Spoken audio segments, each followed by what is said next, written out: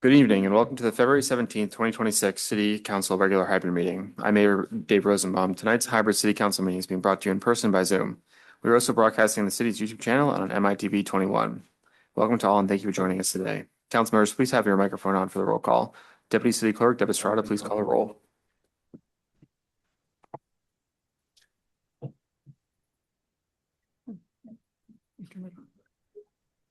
Thank you, Mayor.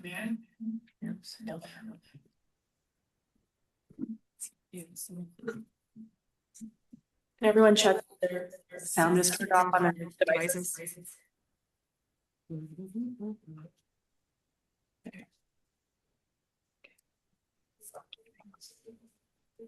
Councilmember Andrew. Here. Councilmember Shea. Here. Councilmember Reynolds. Here. Councilmember Weicker. Here. Councilmember Weinberg. Here. Deputy Mayor Becker. Here. And Mayor Rosenbaum. Here. Thank you. There is a quorum present. Deputy City Clerk, please note that council members Androl and Reynolds have joined us via Zoom. Next, we have the Pledge of Allegiance. Council, if you joined us in council chambers, please stand and face the flag. If you join us via Zoom, please mute and turn off your video to ensure that the U.S. flag is visible. Please join us in saying the Pledge of Allegiance. I pledge allegiance to the flag of the United States of America and to the republic for which it stands, one nation, under God, indivisible, with liberty and justice for all.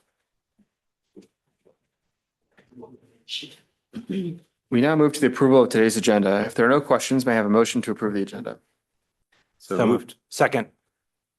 There is a motion by Councilmember Weinberg and second by Deputy Mayor Becker. Deputy City Clerk, please conduct a roll call vote.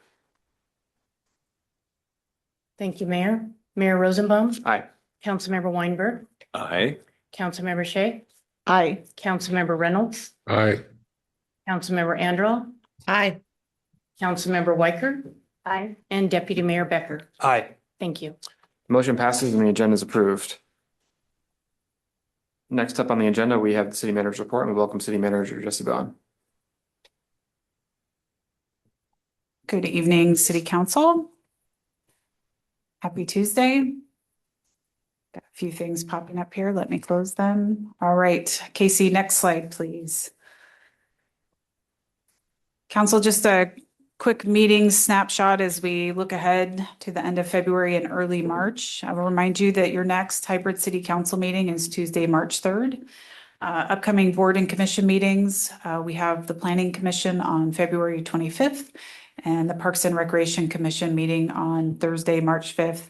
For anyone following along at home, we post all of these board and commission meetings on our website, as well as the agendas are posted several days in advance. Next slide, please. A couple of updates I wanted to share. Happy Lunar New Year. The year of the fire horse is here, as Councilmember Shea has reminded us so many times. Thank you for your support. On Sunday, February 8th, we partnered with the Mercer Island Chinese Association to bring this community celebration to Mercer Island again. This has been a multi-year partnership. The staff were noting that even though it was Super Bowl Sunday, we estimated we had close to 1,000 community members here for that event. This has been a strong showing year over year, super exciting. Lots of activities, live entertainment, vendor booths, many partners and sponsors. So a huge shout out to the Mercer Island Chinese Association for partnering again with us on this very special event. Thank you and great job to everyone. Next slide, please. Council, this is just a shout out. I think we've sent this to you in a couple of weekly emails, but I wanted to remind you that we are asking for public comment on the 6-year transportation improvement plan.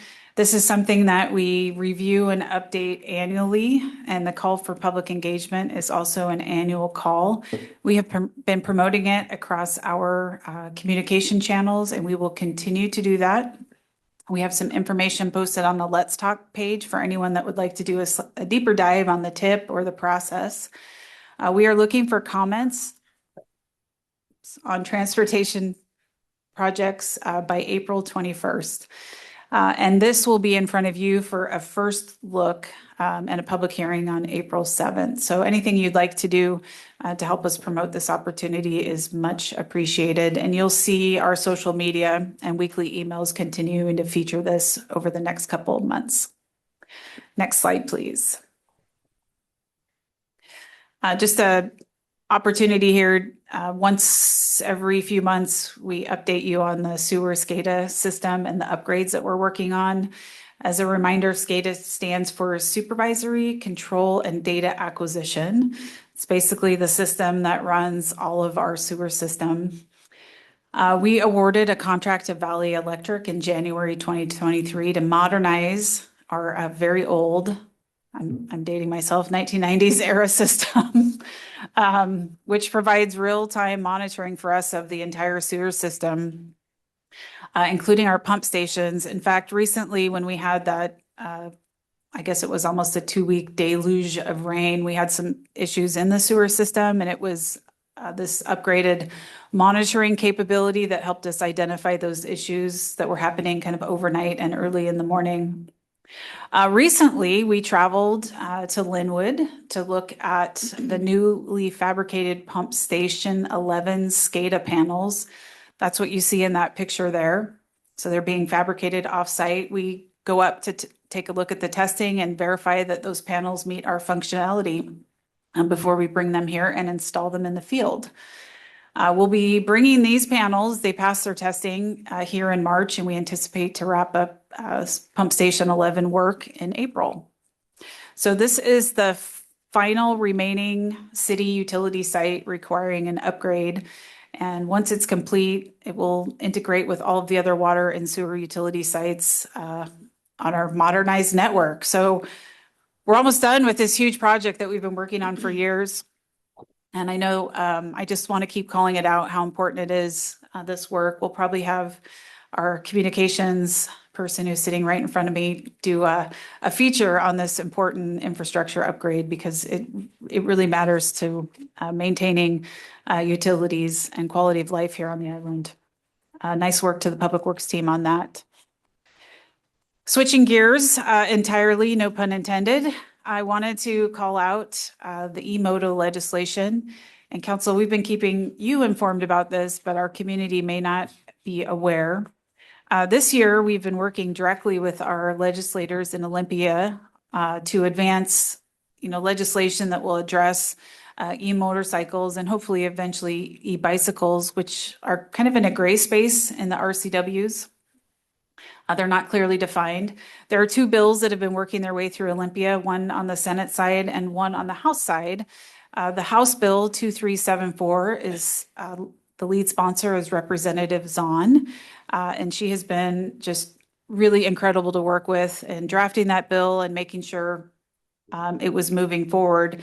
It did pass off the House floor just over the weekend, kind of a late night thing, and the Senate bill also passed off the Senate floor. So we have 2 bills that are moving right now. They do a little bit, they achieve different things. We favor the House bill, and we are talking to Rep. Zahn and Senator Wellman about how we reconcile these 2. I won't get into all of the sausage making here at the council meeting tonight, but I just wanted to tell you that I'm really proud of our whole team, city council and staff, for taking initiative on this issue well over a year ago, getting it to a bill. And even though it hasn't passed yet, we are getting really close. If you haven't done so already, please say thank you to Representative Zahn when you see her. She's worked really hard with us to keep this moving. So we'll keep you posted. We're not to the finish line yet, but we're making progress. Next slide, please. Okay, again, shifting gears. We're covering a lot of topics. Just a reminder that we currently have 3 vacancies in our boards and commissions, one on the Arts Council, one on the Open Space Trust, and one on the Utility Board. That recruitment is currently open.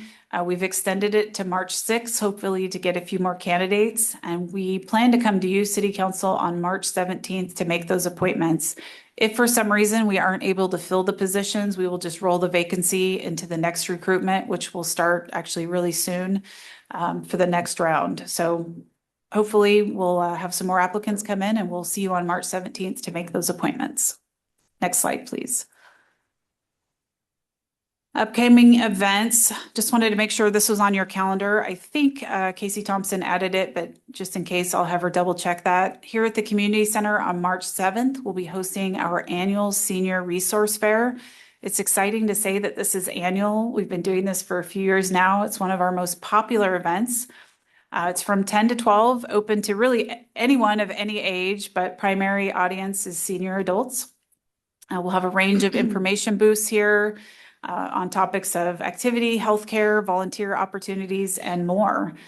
Council, you are welcome to pop by and say hello. So again, we'll make sure that is on your on your calendar for March 7th from 10 to 12 here at the Community Center. Next slide, please. Coffee with a Cop. This is something we do about once every other month. The next opportunity will be on the same day as the Senior Resource Fair on March 7th from 1 to 3 p.m. This will be our Police Chief Bennett and several of our police department officers will be at the Starbucks on the north end to meet with community members. Council, if you'd like to stop by, you are certainly welcome to do so. And I believe this was added to your calendar. Next slide, please. By the way, as I'm running through these events, I'll just acknowledge that all of this gets promoted across our social media channels as well. Okay, I think we've got some good news items. And Council, you may be aware of this, but I wanted to share it again. 2 weeks ago, members of our Marine Patrol were out training in Chelan County, working with King County Sheriff's Office on a specialized rescue when a man fell through the ice really close to the area that they were training. This was, as you see in our social media posts, a right place, right time situation. Our officers and the Sheriff's Office partners were able to jump into action and make a rescue quickly enough that upon getting dried off and warmed up, the man was able to drive himself home. So wanted to take a moment to recognize Officer Tranter, Sergeant Herzog, Corporal Robinson, and Officer Johnson for their great work. Thank you all for that. And that is all I have for you this evening, Council. Okay, thank you. Our next item of business appearances is the opportunity for anyone to speak to the City Council on any item except items requiring a public hearing, any quasi-judicial matters, or campaign-related matters. Deputy City Clerk, is there anyone who has signed up for appearances that wishes to address the council? Deputy Mayor, no, they just contacted us and said they won't be able to join us. Okay, thank you. We now move to our next item of business, approval of the consent agenda. Staff, please put the consent agenda on the screen.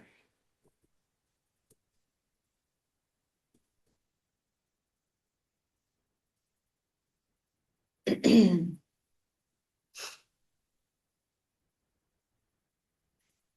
consent agenda contains 7 items which are available on the screen in the agenda packet for review. Is there a motion to approve the consent agenda as presented? So moved. Second. It is moved by Councilmember Weinberg and seconded by Deputy Mayor Becker to approve the consent agenda. Deputy City Clerk, please conduct the roll call vote. Thank you, Mayor. Deputy Mayor Becker, Aye. Councilmember Weicker, Aye. Mayor Rosenbaum, Aye. Councilmember Reynolds, Aye. Councilmember Anderl, Aye. Councilmember Weinberg, Aye. and Councilmember Shea. Aye. Thank you. Motion passes. The City Council will now go into executive session for approximately 30 minutes to discuss with legal counsel pending or potential litigation pursuant to RCW 1.I. The City Council will be in recess from 5:15 until 5:20. The City Council will convene the executive session from 5:20 until 5:50 p.m.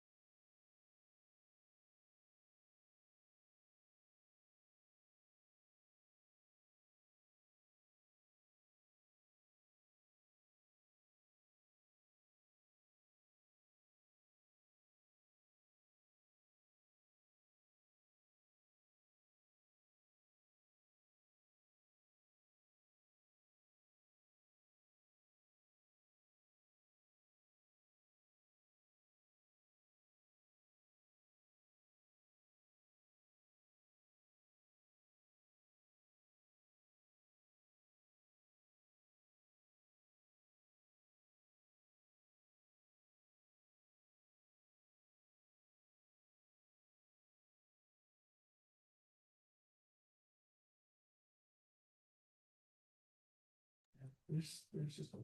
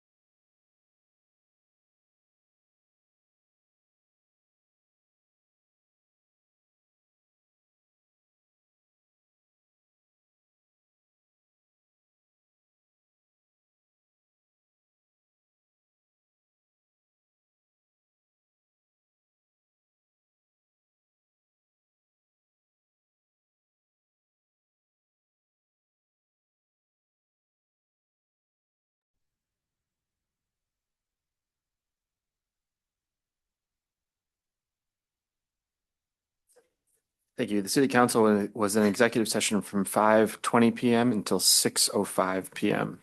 Our first item of regular business is AB 6865, compliance with Growth Management Hearings Board final decision and order related to City of Mercer Island periodic update to the comprehensive plan.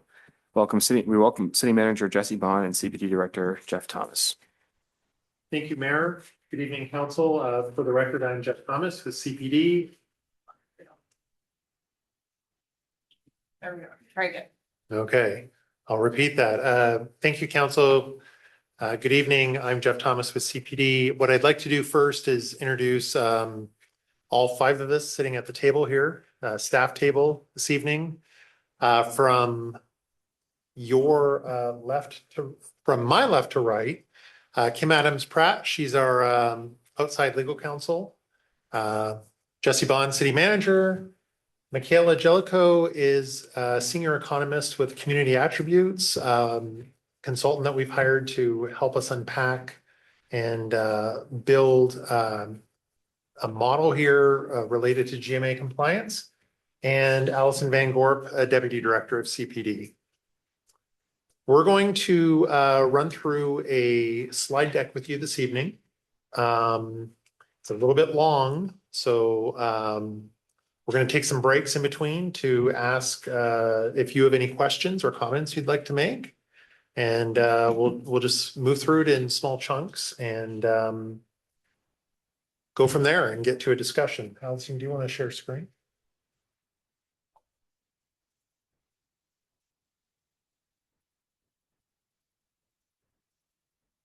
Okay. So for this presentation, we have essentially 6 parts that we'll cover. And Michaela is going to go through part 3, which is going to be the longest part of the presentation, going through some of the background and how CAI has done their work for us. Go ahead. Before we get there, we're going to cover a couple of other things here fairly quickly. A friendly reminder, this is all related to the Growth Management Hearings Board decision that we received in August of 2025, excuse me, and that was related to our comprehensive plan update, which occurred in November 2024. It was appealed, we got the Growth Board decision, and what we've need to do is we need to go back and do some work related to that. Go ahead. There are 4 primary issues that came out of the Growth Management Hearings Board order in 2025. 1 was related to land capacity, 2 was related to adequate provisions, 3 was related to a transit station area sub-area plan, and 4 related to anti-displacement policies. Go ahead. So skipping forward to give you a preview of where we're going to end this presentation. Our objective here for this evening is to walk you through the work that's been done and have a discussion about the transit station sub-area map that's been developed with the boundary specifically. And what we're going to be asking the council to do this evening, should you agree, is to provide direction to staff to move forward with a compliance strategy that is related specifically to the Growth Board order, land capacity, and adequate provisions, and also move forward with using a draft transit station sub-area boundary that will allow us to go out and get some public feedback between now and March 17th, and come back on March 17th and report to you on that public feedback, and then have you move forward with locking in a boundary that will be used for the rest of this Growth Board compliance process.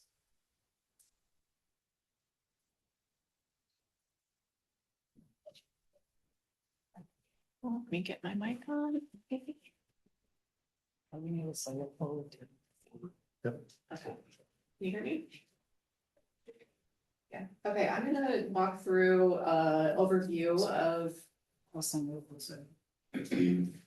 the station area boundary and the development of the boundary modifications that we conducted over the last few weeks based on the council's direction at the January 16th planning session. So to start us off, rail station area is defined in the state statute, and it is any lots that are fully or partially within a 1/2 mile walking distance of an entrance to a train station with a stop on a light rail system. So we've mapped that out, the 1/2 mile walking distance from the entrances to Mercer Island's light rail station. You can see that here in the magenta line. You can notice that the line is not a smooth circle, it's kind of a jagged zigzag, and that just has to do with how this analysis is conducted. The walking distance is calculated based on street grid.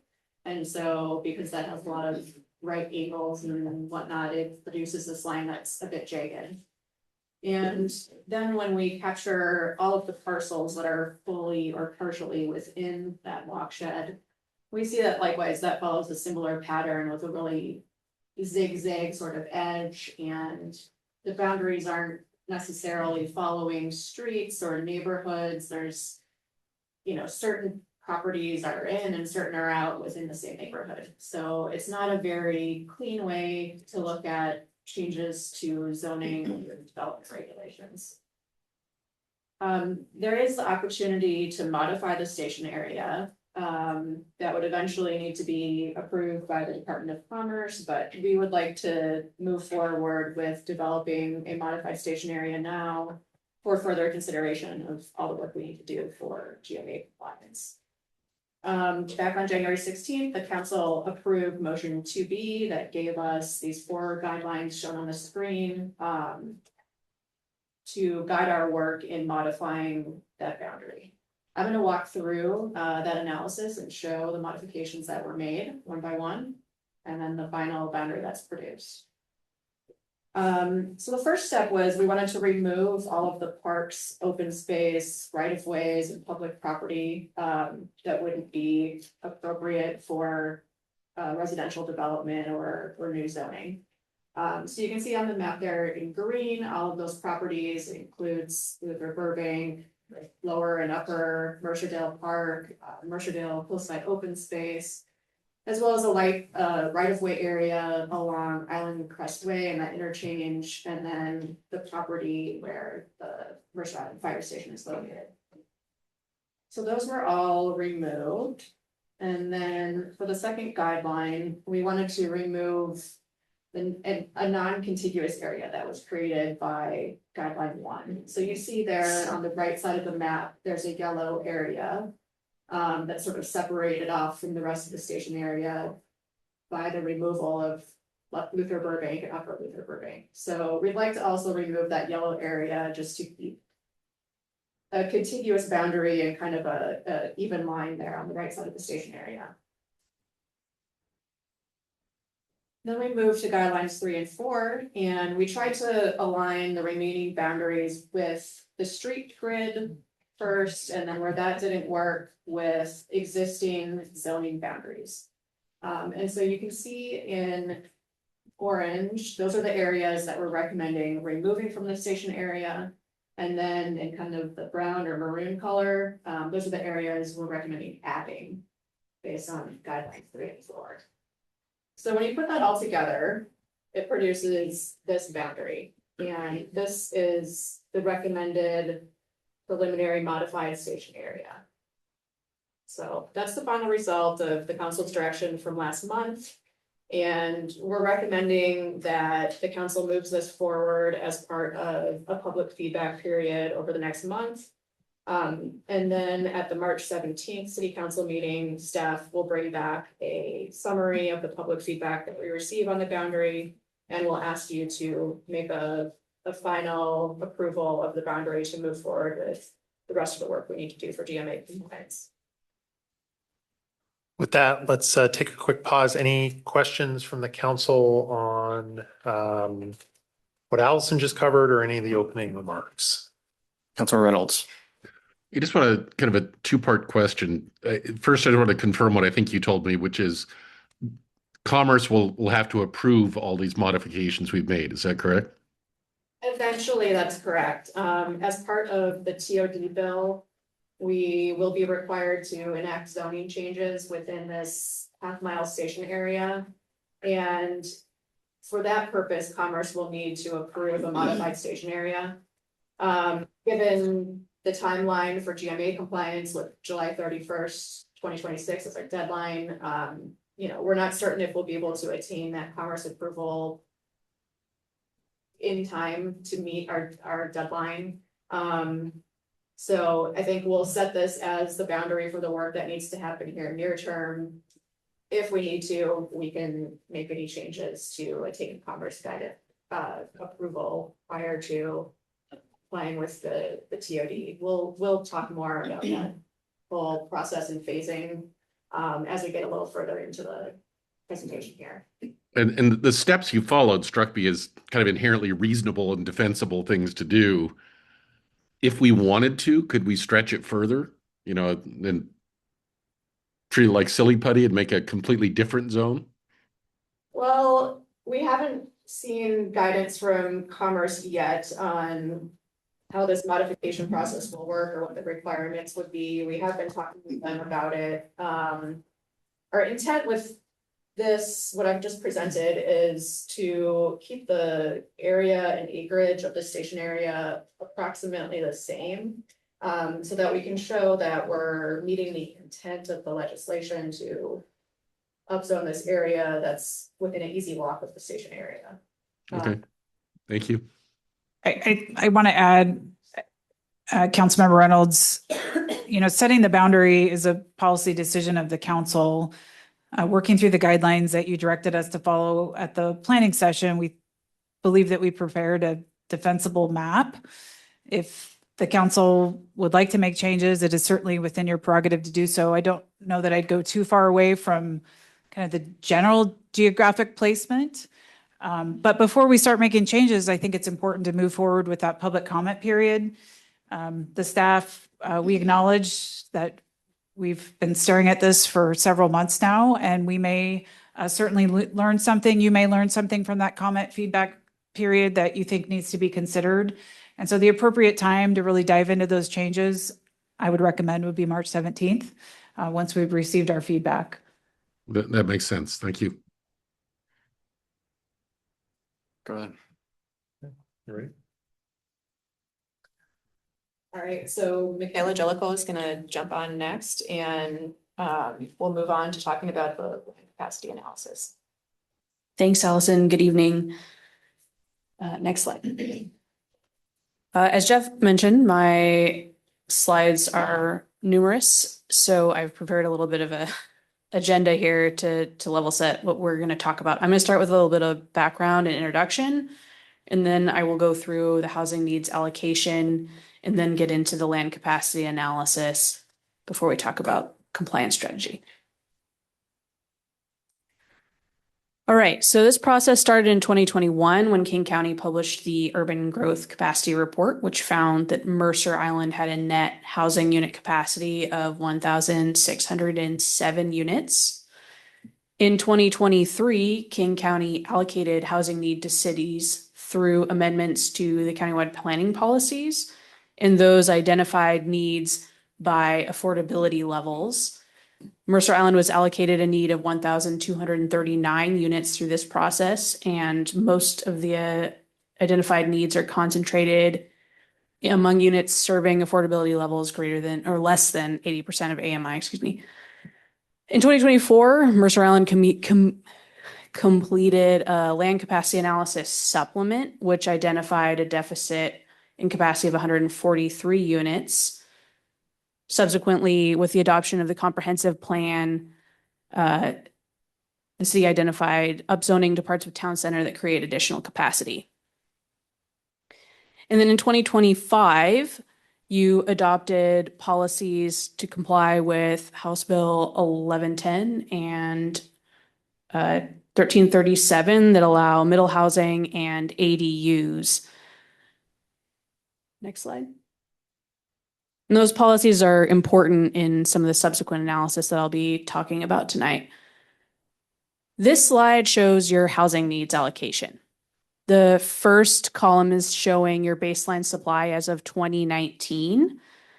That's the number of housing units by AMI that you have in the city. The allocated need, that 1,239 units, is in the next column. And then our team added in the number of units that were built between 2020 and 2026. And that's a total of 173 new units during that period. And so we identified an adjusted allocation of your net new housing unit need of 1,191. So that's the baseline we're working at from as of 2026. So before we move off this slide, I just want to pause and make sure there's not any questions. We have several slides like this with a heavy data set.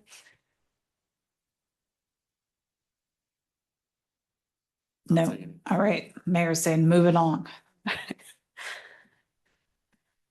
All right, next we looked at the Department of Commerce guidance on land capacity analysis that was provided to all cities, updating their comprehensive plans. And use this as a guideline for the updates that we're making to the land capacity analysis. So we start by summarizing the land capacity by zone. We then categorize those zones by the housing types or densities allowed and summarize within those zone categories. And then we relate the zone categories to potential affordability levels, which allows us to further disaggregate your housing unit capacity, which is where we spent a lot of our time and effort with this analysis and the update. And then we end by comparing that projected housing needs to your capacity, that updated land capacity analysis. Next slide. All right, so step one is the land capacity by zone.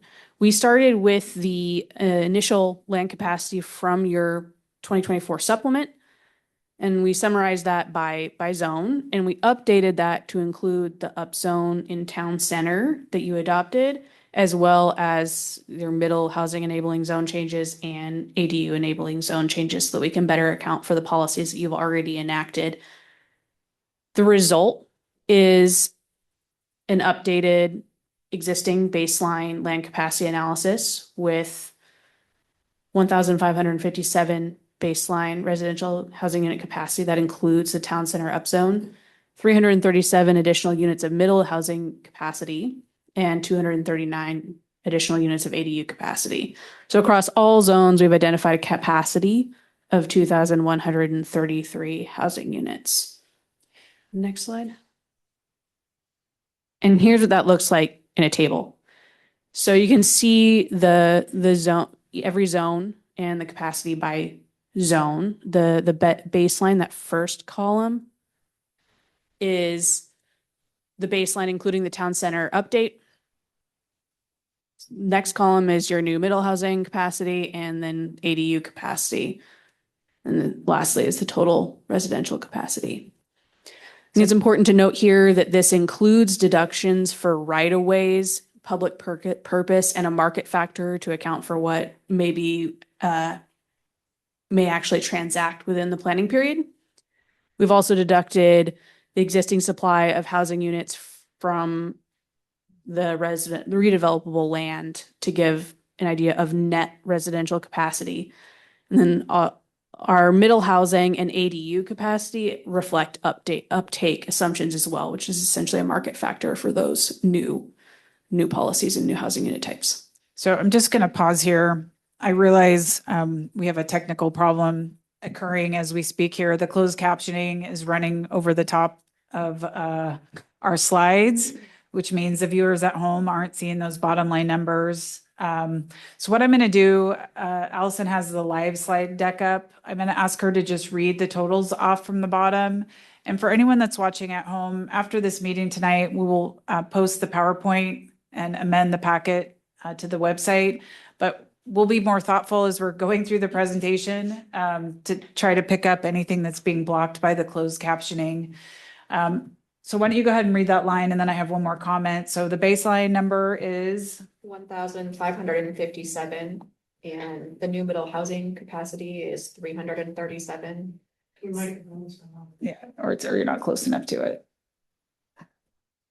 Okay, so baseline final residential capacity is There we go. Baseline final residential capacity is 1,557.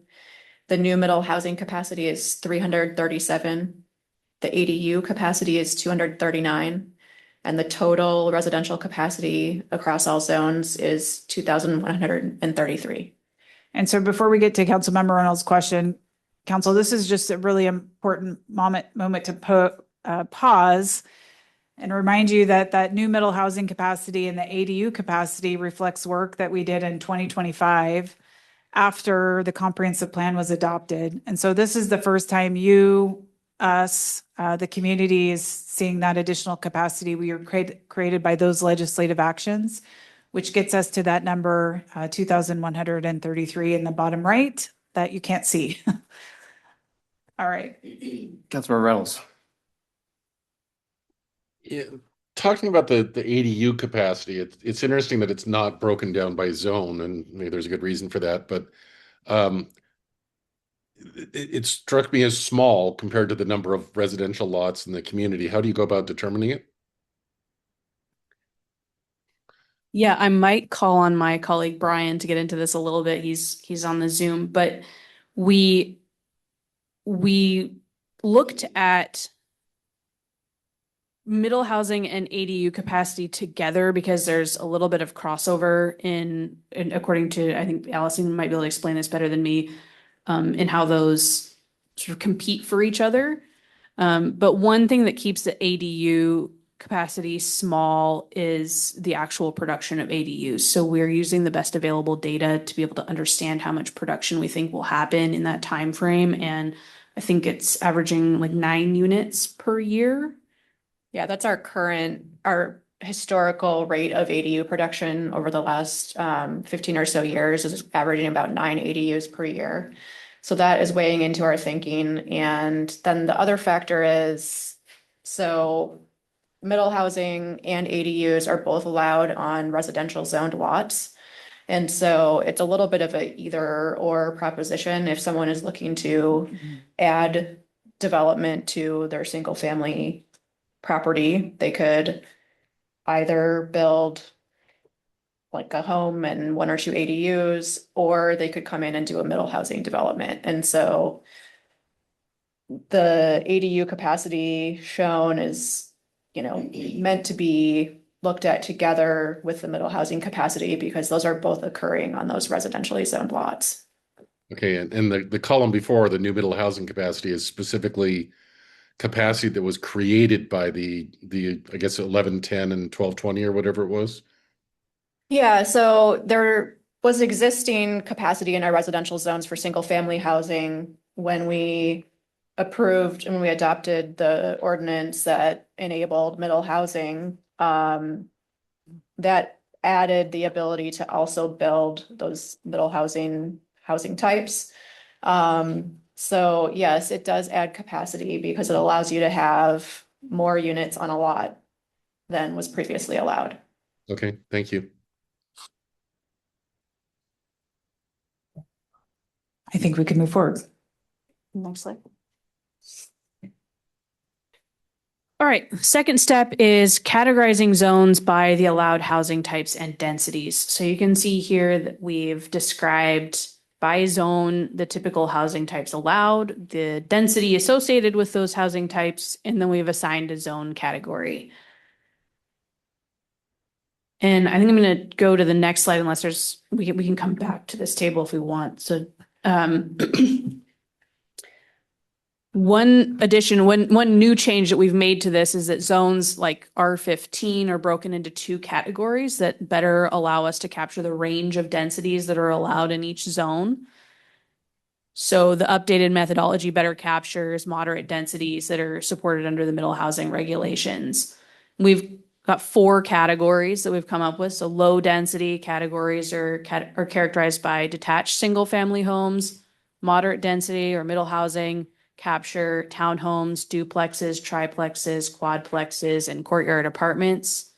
Low rise captures apartments and condominiums in buildings up to 3 floors. And mid rise captures apartments and condominiums in buildings with 4 to 7 floors. Next slide. Summarizing this by zone category, we find 356 within the units capacity within the low density category, 337 in the moderate density category, 918 in low rise, 284 in mid rise, and the 239 ADUs for a total baseline capacity of 2,133, which is the same number we saw previously. So we've just reorganized those by zone category.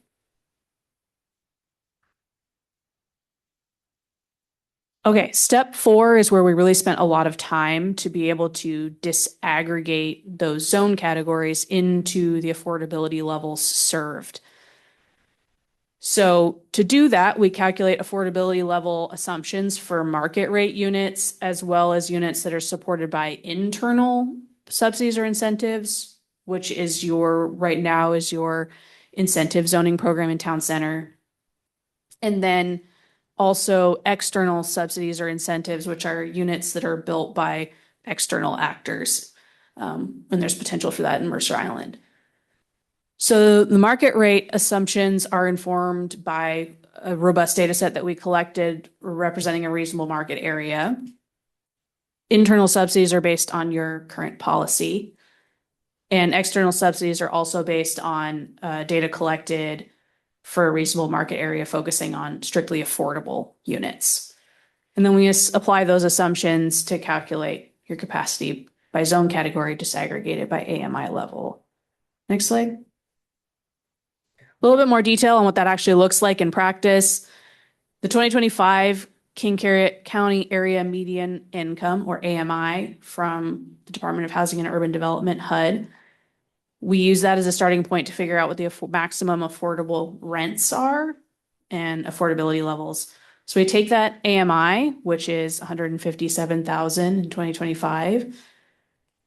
And for example, households earning 80% of AMI have gross income of 125,680, which translates to a maximum affordable rent of 3,142, applying the 30% assumption, which is what we can assume is a reasonable amount for housing costs, or not cost burdened, and divide that by 12 for a monthly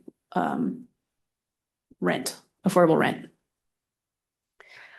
The data that we use to distribute the rent by affordability level is we pulled market rate data from CoStar, Zillow, and we even looked at individual property websites to gather rent data for Mercer Island specific units. When data wasn't available for Mercer Island, we looked at comparables in the region, and that distribution then reveals the percentage of housing units with rents at each affordability level. Next slide. And this chart shows what that looks like, what the result is. Most of the findings are based on a representative market area due to limited information specific to Mercer Island. We wanted to make sure that we had a reasonable data set. So we included Bellevue, Kirkland, Redmond, and Sammamish, all of which are arch cities as well. We have calculated this for high rise as well to allow for a variety of analysis, but you don't currently have high rise within the zoning that you have. So it's not used in the land capacity analysis currently. This shows us that no market rate units serve the 0 to 30% of AMI affordability level, but with sufficient capacity, the market does develop units to serve the 50 to 80% of AMI affordability level without additional intervention from the city. So you can see the yellow is 30 to 50. You'll see that there's no dark blue, which would have been the 0 to 30%. And then we see ADUs and mid-rise and low-rise units support that 50 to 80% pretty well. And then low density and high rise both see large percentages serving the greater than 120% of AMI levels. Okay, well, just a quick pause here. For anybody that's watching at home, I know the bottom bar is blocked by the closed captioning. So that teal color, or dark blue, I think as you called it, is 0 to 30% AMI. Orange is 30 to 50% AMI. The darker green is 50 to 80% AMI. That lighter blue, 80 to 100%. Purple is 100 to 120%. What I'm going to call is a more lime green, Seahawks green, Go Hawks, is greater than 120%. For the next time we're in front of you, council, we'll make sure we adjust the slide deck so that we don't have images being blocked by the closed captioning. They're okay on Zoom. Yeah, it's somebody that's watching at home is not okay. going to be able to see it Got it. because that's getting recorded. Council, this is a pretty foundational table. I'm not aware of a data set that exists like this in our region. Bringing this forward helps to lay a foundation for the policy work ahead and address where we might need to focus our work. Just, kind of an obvious finding is the low density, that very lower part of the graph in that lime green. That's predominantly your single family zoning is not producing any affordable housing. That may not come as a surprise. Maybe it did, but that's an important finding from our region. I think the other takeaway that we had, at least on initial pass of this data, which I just want to go over again, the assumption was adding a density and more high rises to the town center, maybe the solution to affordable housing, but our data is actually showing that's not what's happening regionally in the high rise bar. So I wanted to call that out. Where we're seeing more affordability is actually in that mid rise to low rise category. So we're happy to spend some time here if you have questions and want to talk about this. Councilmember Reynolds. Sure, and if this is a topic for later, that's fine, but I missed something key, which is take the top bar, the ADUs. Is the subdivision by color just based on historically what has emerged in the county when people have built ADUs? Is that correct? We looked at current rents for units that are identified as ADUs. For Okay. example, ADUs specifically, and then for all the other categories, we looked at buildings that met the criteria for each category and looked at current rents. So we're looking at current rent compared to current maximum affordable income. Okay. And Mr. Mayor, can I ask an additional question? Hey, go for it. I need a refresher. The affordability criteria does not vary by family size at all. Is that correct?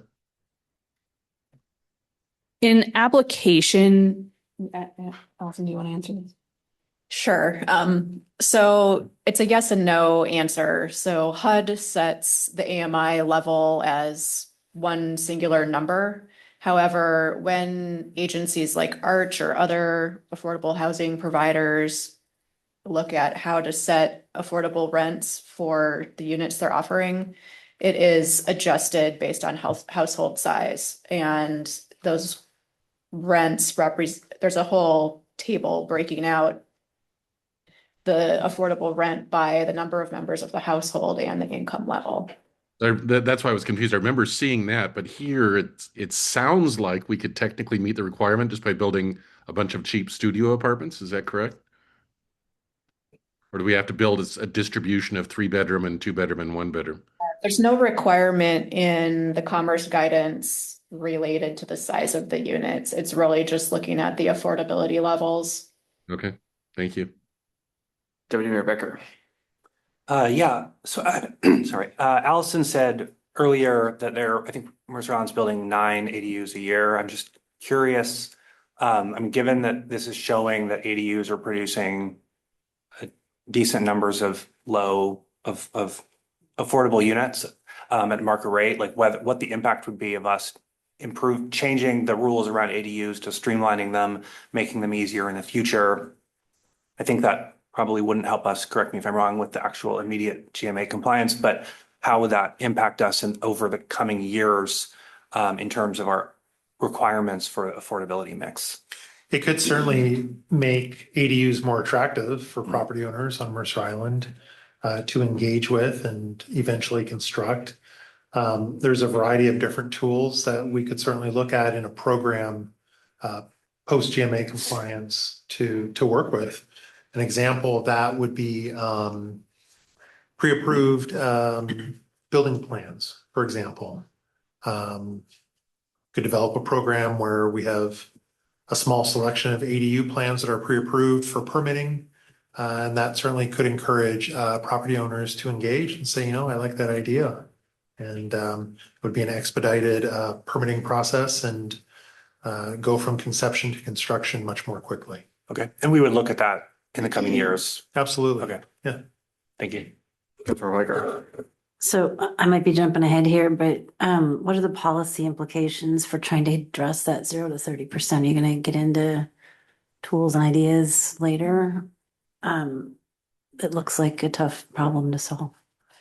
Yeah, this is an important tell here, and Jeff probably has some things to add. Again, part of the reason I mentioned that, as far as I'm aware, an analysis like this hasn't been done before is we've done it now, and we've demonstrated that inclusionary zoning and just the market itself is not producing those units. So it's likely going to mean direct subsidy, partnerships with the state, the county, Arch, perhaps our own contributions, fee and lieu programs. Something else is going to have to be implemented to address that 30% and under affordability. And we haven't quite gotten there yet, Jeff. And Councilmember Weicker, that's a policy discussion to be had in this process. Yep. Can you remind me the count for 0 to 30 that we need? 519 Yeah. units. And that includes permanent supportive housing as well as non.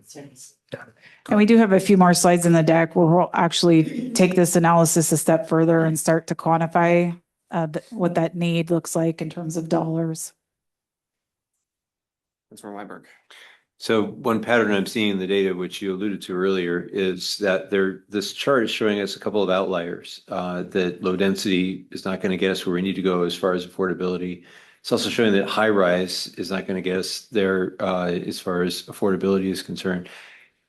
Mid rise and low rise seem very close in terms of what they produce, as they are to the moderate density and middle housing. I'm wondering, maybe I missed it on a previous slide, but what is the definition of high rise versus mid rise versus low rise? Is it number of floors? And do we know what the number is that's the threshold between those? Yeah, we can flip back. By the way, when we prepared these slides, they're not the best for a meeting presentation, but all the detail is there should you desire at 2 a.m. to read through the step-by-step. So here's that slide we were looking It's for. shown here in the bottom half of the bullets here. So low rise is up to 3, mid rise is 4 to 7. So that essentially covers anything that's currently allowed on the island, I think. And high rise would be anything above 7. Is that right? Yes. Yes. Okay, thank you. Councilor Shea. Actually, Mayor, if I may, just to answer Councilmember Weinberg a little bit more fully. The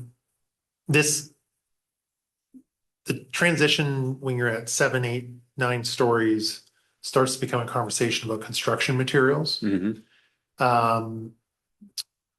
8 stories, you're still going to be in that generally same construction materials as 7 and 6 and 5. So I think we're generally viewing 8 stories as a mid-rise concept on Mercer Island and in the region in general. Okay, thank you.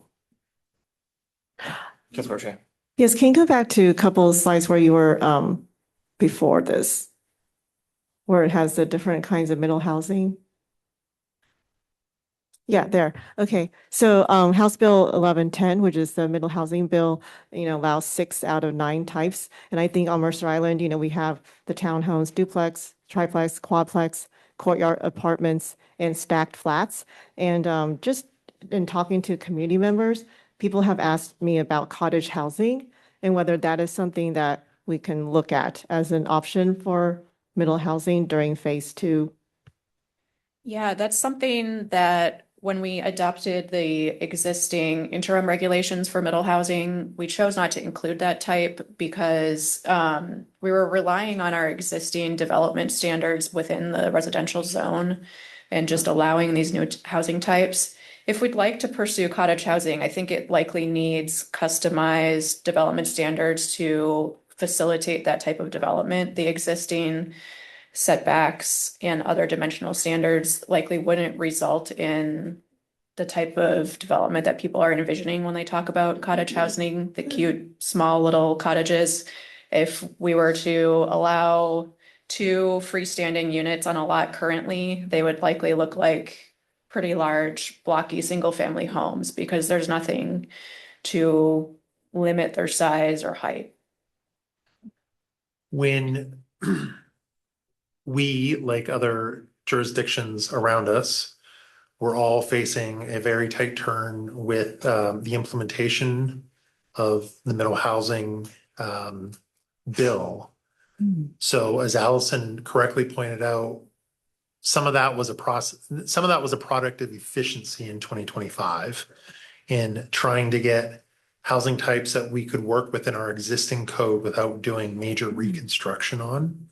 And I agree with Allison's comments. If when we get to permanent regulation process for middle housing, if that's something the council would like to explore and the community would like to explore, can certainly do it. Cottage housing regulations do exist in other places, so. Yeah, Councilmember Sheriff, if I recall correctly, Allison presented a pretty length. I think we went through this and you went through the details. I think if you take a look at the AB from back then, I think it probably some more answers there. Councilmember Weinberg, is that an old hand or new hand? Okay. Right.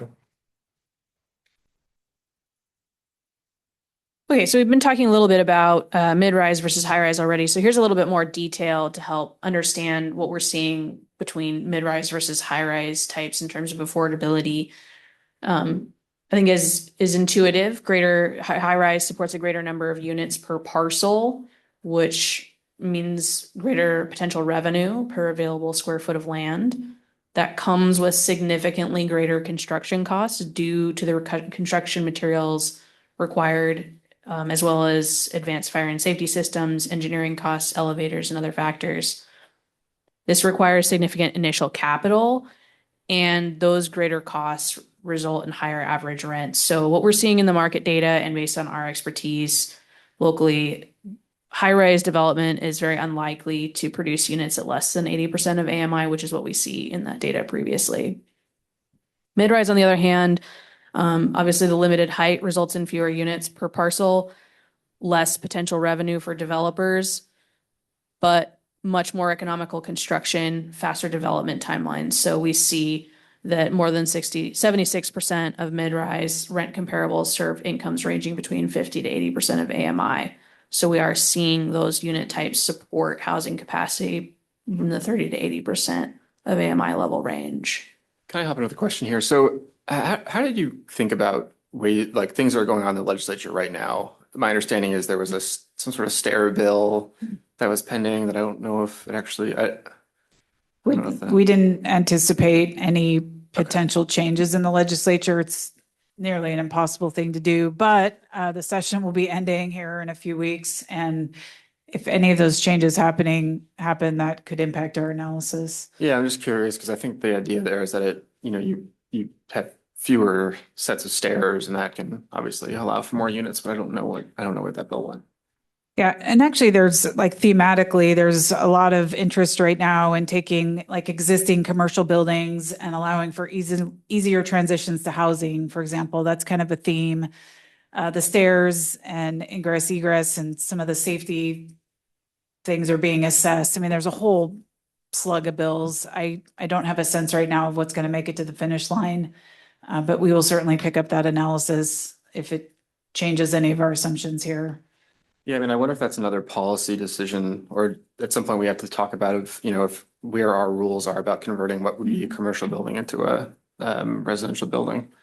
Yeah, that we generally, as a smaller city, prefer that the building code changes come from the top down. That way they're properly vetted. But we certainly at the direction of the council, if there's something specific that would make good sense for Mercer Island, we could identify that for some advanced work.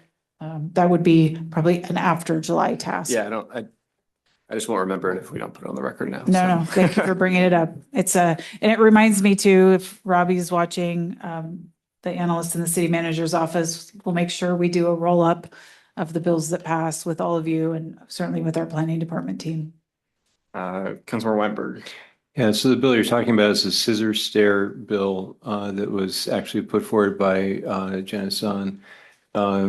I don't know whether it's passed or not, but I do know that it would have a minimal effect in terms of increasing the number of units that we'd be able to do.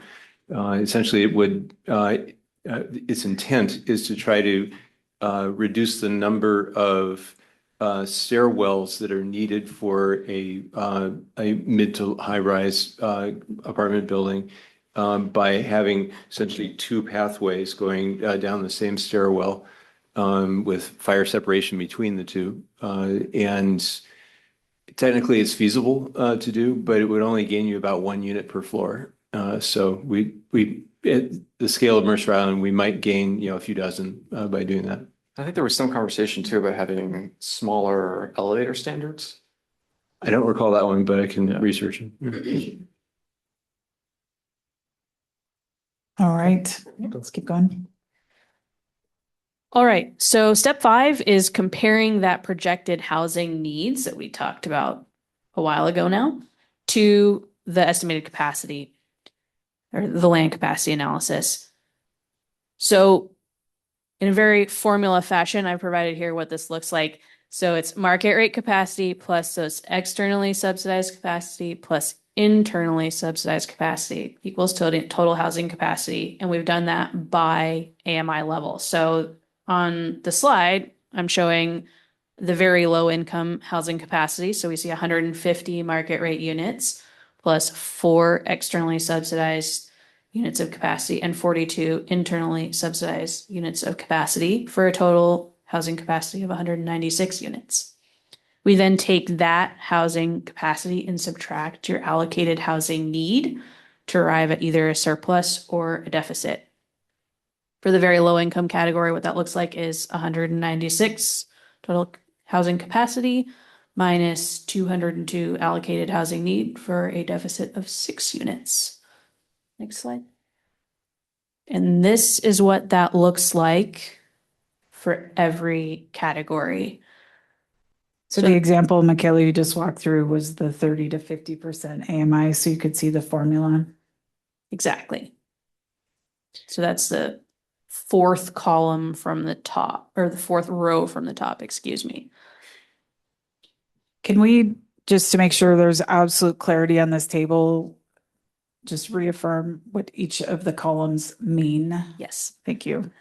Okay, so I'm going to start from left to right. The first column is income level, so that describes each AMI or affordability level that we're looking at, starting at the extremely low income on the top, that's 0 to 30% AMI, broken out with PSH, all the way down to very high income, greater than 120% of AMI at the bottom. Zone categories are the next column over, and that's where we look at, those were those zone categories we talked about a few slides ago: low rise, mid rise, moderate density, middle housing, low density, and ADUs. The third column is your allocated housing need. The 4th column is market rate housing capacity. The 5th column is externally subsidized housing capacity. So that means housing capacity that's potentially served by actors external to the city, but not market rate units.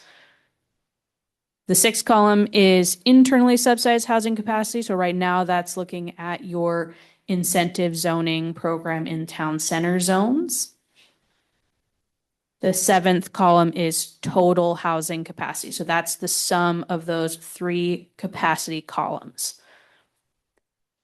The eighth column is the calculated surplus or deficit, and that's showing all of the surplus and deficit. So you see that the first three categories have deficit, the remaining categories have surplus for a total surplus of 942 units.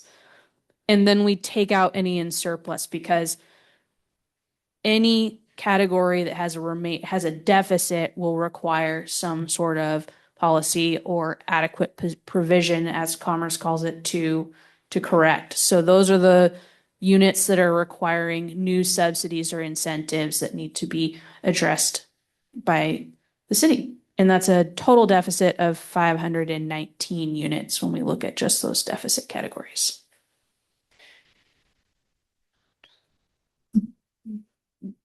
Councilor Reynolds. Yeah, can you give me a feel for the externally subsidized, what sort of what that would be? Yeah, so we actually looked in very much detail at the data coming from CoStar for your reasonable market areas. We're looking at Bellevue, Kirkland, Sammamish, Mercer Island, and CoStar actually breaks out their data by market rate units, market rate and affordable units. So those are buildings that have both a combination of market and affordable units, and then buildings that are affordable only. So that's going to capture arch provided units and other types of affordable housing providers that develop affordable housing units in that region. And so they actually separate out those buildings and those units. So we're able to look specifically at, how many units are produced regionally of affordable housing and have data to show that. So is it basically any form of affordable housing that is not directly resulted from subsidies, incentives, or mandates that we create? Yeah. Yeah. So for example, the incentive zoning program that you have right now is going to be captured in that market affordable group because the way that it functions is that the developer builds a certain amount of affordable units in exchange for a bonus or an incentive. So those are going to be buildings with a mix of affordable and market rate units, and many policies, even like inclusionary zoning policies in other cities, are going to be captured in that category. Thank you. Councilor Boucher. So, can you talk a little bit more about how fee in lieu might play a part in all this? Yeah, do we want to? Our next couple slides get more into Yeah, that. we're going to cover that in the next few minutes, if that's Yep. all right. Yeah. Are you ready to go forward? Yep. Okay, so just as sort of an overarching summary of what I described on the table, but in words, we take that summarized that housing unit capacity by affordability level, compare it by your allocated housing need, and we find that all of your allocated housing unit need falls at income levels of 80% AMI and less. Your total need is 1,191 units. Your capacity is 2,133, which gives you a total capacity surplus of 942 units. And we see surpluses in affordability levels greater than 50% of AMI and deficits in affordability levels at 50% of AMI and below. And those remaining deficits will require new policies or adequate provisions to supplement capacity to meet that need. Next slide. So this is a little bit of a preview onto that helps us understand that in lieu fee conversation a little bit. But just to sort of understand the cost of direct delivery of affordable housing, we from Arch know that the cost to develop affordable housing ranges between $425 and $500 per square foot. Average unit sizes range between 500 and 1,400 net square feet. We also have heard from Arch that affordable units trend larger than market rate units. So if we assume gross square feet of 1,200 per unit, the average development costs range between $510,000 and $600,000 per unit. So a housing unit deficit of 519 units results in a cost between 264.7 and $311.4 million. We do know that these funds can be, that funds can be leveraged. So with that, assuming a loan to cost ratio between 65 and 75%, the funding required to cover that cost ranges between 66.2 and 109 million. That loan to cost ratio can vary widely from 55% to 90% based on the project type, location, level of risk, and it has a pretty big impact on the level of funding required to actually provide those units if you're able to leverage a smaller number to cover a greater cost. Do you want to explain that just a little bit further on the cost concept? Yeah, the concept there is it's kind of like when you're thinking about a mortgage, right? The funding level is equity, and then how much loan can you get? How much, how much can you borrow against that equity to cover that cost? Is that better? Perfect. Okay. Councilmember Reynolds. Yeah, I'm follow up on just the prior one. I mean, I understand the concept of leverage, that when we make a contribution to Arch, other cities make contributions to Arch, tons of money comes in from other sources, state government, federal government, et cetera. So we get a building that is a lot less expensive to us than we might have thought. But is this basically saying that the city or some other entity would need to put in between 66 million and 109 million of cash to get this development of around 300 million? That's correct. Ouch. Okay, thank you. And even just backing up a bullet there, Councilmember Reynolds, before we get into the analysis of leveraging, I just want to call out the estimated cost to develop affordable housing to serve that need is 265 to 311 million.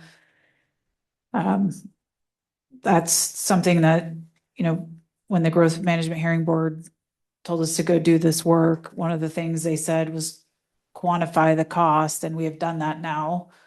And that number represents what we'd have to pay a builder to build it, and that includes land costs as well. Is that correct? It's an estimated cost, yes. Okay. Yeah. And so, council, as we think about the work ahead of us, it's now upon us, and I think the other cities in the state of Washington, based on the directive that we've received, to figure out how we close this gap on Mercer Island. So you can, now that we're paused here, you can see from the data we looked at earlier that the units under 30% are not being delivered by the market. So we played it out a step further to quantify what it's going to take to deliver those units. And it's, as I mentioned a moment ago, it's likely going to be a combination of, direct funding, federal, state, county, city, fee and lieu program certainly would help fund these units, donation of land. I think there's a little bit longer list, but just to give you an idea. I see people with heads in their hands. Okay, do we have some more slides? Yeah. I have one more question, if I may, before we move on. Go for it. I think I'm understanding that the 250 to 311 or 264.5 to 311 includes land cost. Does that allow for the fact that Mercer Island land is more expensive than other land around the county? Thank you for asking that question. It's something that we talked about internally. Arch provided us with a cost estimate. I think it's something we want to just verify. I'm not sure if we did the analysis of land costs on Mercer Island to the rest of King County, which on the fly here, I don't want to speculate, but we could be just a tick higher. So that's something we want to go back and make sure that we're at least in range. That's on our list of things to do. Okay. Thank you for asking that question. Okay. Okay. So I Oh, sorry. Sorry. Go for it. I'm just a little bit of shock and awe with these numbers, Jesse. So I wonder if you could just speak to what your thoughts are on that number. Questioning personally why I became a city manager. No, no, I've had a chance to talk with some of you about the data before we got here tonight. And it's a staggering number. And if you think for a moment, this is the Mercer Island, the city of Mercer Island number, and now apply that across King County and the Puget Sound, and you now have a number that's somewhere in the billions of dollars. What I'm happy about is we have a number. I hope that arms you with information to talk to your legislators about, even begin to talk to the federal government about, the governor and others who are working in affordable housing space. I think we've delivered a model here that other cities can use to calculate their own costs. We don't have $250 to $300 million. We currently have our police department working in trailers. I do not sit here tonight with any sort of a solution of how to solve this problem among all the other issues the city is faced with financially. But this is an important moment where we have data now and we can start to understand the problem. It's clear that we are going to need partnerships and support from the state and federal government in solving the affordability needs at 30% and under. I'm also encouraged by what the market data is showing. It is showing that units above 30% are being delivered in other ways. And that gives me a little hope that as we continue this work, as ordered by the state, that we can get there, except for the under 30%. And so we have a lot more to talk about. You all have a fee in lieu program on our list of things to work on that will start to solve for some of this. But that is a very big number. And I'm estimating perhaps that once we do a little more analysis on the land costs on Mercer Island, it may go up a little bit. And when you say partnerships from other government agencies, you mean money? I do mean money. Yeah. And there's, we use the term leveraging, and in a future presentation, we might need to unpack that a little bit more. We have been a member of ARCH since it was founded, and we have seen an organization take resources and match and mix and really work as a strong regional partner. So I believe there are some tools out there to deliver this housing. One of the things that is going to challenge us is that housing that ARCH is delivering is not being delivered here. And what is required is we deliver the housing here. So one of our first steps may be to go to ARCH and say, let's bring a project here. So these are just things I'm kind of thinking about on the top of my head. And one more opportunity for you to keep going, if I may. Can we talk about the infrastructure needs behind all this? I know that's coming. I just want to give you the floor to sort of talk about that added Yes, you're just complexity. piling on right now. As we start to take more density and plan for more density, council, you all are aware that there's another conversation happening with our public works department, primarily about how we modify our infrastructure to meet the additional density. Not just this step, but in a future step, as we get closer to 2029 and implementation of another bill we haven't talked about yet, the TOD bill. We anticipate additional sewer capacity will be needed, water capacity, storm capacity, perhaps roads, sidewalks. Haven't even talked about parks and open space. It is all going to add up. This number is likely going to double or more once we add in all of those costs. That planning work is happening now. I don't know that we'll have a fully completed analysis of the infrastructure needs by the time we get to July, but it's certainly underway, and we anticipate by the end of this year, going into Q1 of next year, having a comprehensive assessment of that infrastructure need. That's another just flag for you. One of the strategies for concentrating the density in one place is it allows us to focus those infrastructure enhancements in one area of the island where we are best served to do that type of work. One final question. All due respect to our finance manager in the back, could you remind us again what the budget headwinds are coming our way already? do you want to, I can briefly touch on this. These numbers are big, this whole. Yeah, it's, I think it's worth noting for our community Yeah. that this is compliance work we have to do, and this is really important. These are really big numbers, and there's a whole bunch here. And that's within the context of trying to keep the city doing what we're doing. right. Council, it's not lost on me or any of you, perhaps. We've been in front of you, I think, twice now, talking about the financial planning work. We are constrained on the operating side of the house. Year-over-year inflation has driven expenditures well above what our revenues were increasing. We're anticipating, if not in this coming biennium, in the next one, that our expenditures will exceed our actual revenues. So we have pressures there. Your capital fund is equally strained. We have intense needs, current infrastructure needs. We have facility needs. There's a lot in front of us in the hundreds of millions of dollars on all fronts. And I don't have a solution, but we have data and we will start talking about it. And I want to emphasize again, I do believe we are one of the first cities to have done this analysis.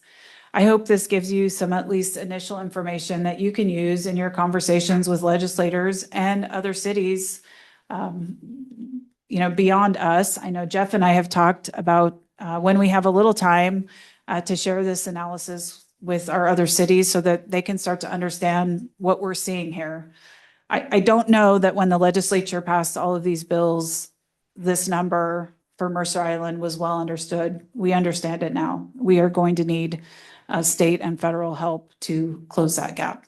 And I just want to thank you and the team for doing all this hard work, all this crazy analysis, community attributes. You guys are amazing. I knew that, but to break it out and put it together and then help us understand it in the context of everything we're trying to do here and still bring affordable housing to our community in the region.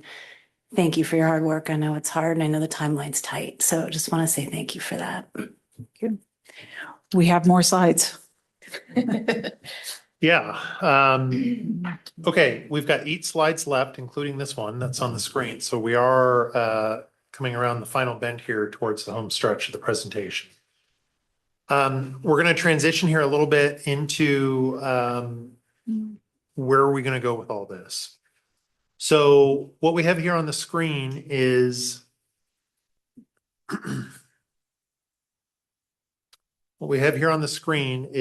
the same boundary that Allison shared with you earlier in the presentation, the same outer boundary for this station area, sub-area plan that we need to work on as part of the compliance strategy. And then we're showing you 2 phases here on the map, a darker purple color and a lighter purple color. So phase 1, as outlined there on the left-hand column, is really the GMA compliance scenario. That's what we're going to work on between today and July 31st, which is our deadline with the growth board order. Phase 2 will be part of the strategy to achieve compliance with the transit-oriented development, the TOD bill in 2029. So these are going to work together overall for the station area, sub area, but they're going to occur in 2 different phases. So with the darker purple color, the now item this year, that darker purple area constitutes our current town center sub area boundary and the multifamily zones that flank the town center boundary on both the west and the east. So that's what we're looking at for phase 1. And then phase 2, again, will come a few years down the road in a timely fashion for compliance with the TOD bill in 2029.